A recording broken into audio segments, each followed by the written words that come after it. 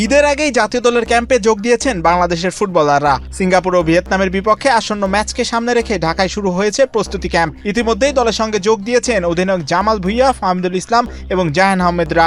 কানাডার প্রবাসী মিডফিল্ডার সামিত সোমেরও মঙ্গলবার রাতে দলের সঙ্গে যোগ দেওয়ার কথা রয়েছে। আসন্ন এই দুই ম্যাচকে সামনে রেখে এরই মধ্যে 28 সদস্যের প্রাথমিক স্কোয়াড ঘোষণা করে কোচ হ্যাভিয়ার ক্যাবরেরা। দীর্ঘদিন পর দলে ফিরেছেন ডিফেন্ডার বিশ্বনাথ ঘোষ। চোটের কারণে বেশ কিছুদিন জাতীয় দলের বাইরে ছিলেন বসুন্ধরা কিংসের এই ফুটবলার। পদ্মা সেতু, মেট্রো রেল এবং এলিভেটেড এক্সপ্রেসওয়ে নির্মাণের গর্বিত অংশীদার বসুন্ধরা সিমেন্ট। বাফুফে থেকে জানানো হয়েছে প্রস্তুতির প্রথম ধাপে দলে থাকছেন না হামজা দেওয়ান চৌধুরী, তাই ঢাকার ক্যাম্পে তাকে রাখা হয়নি।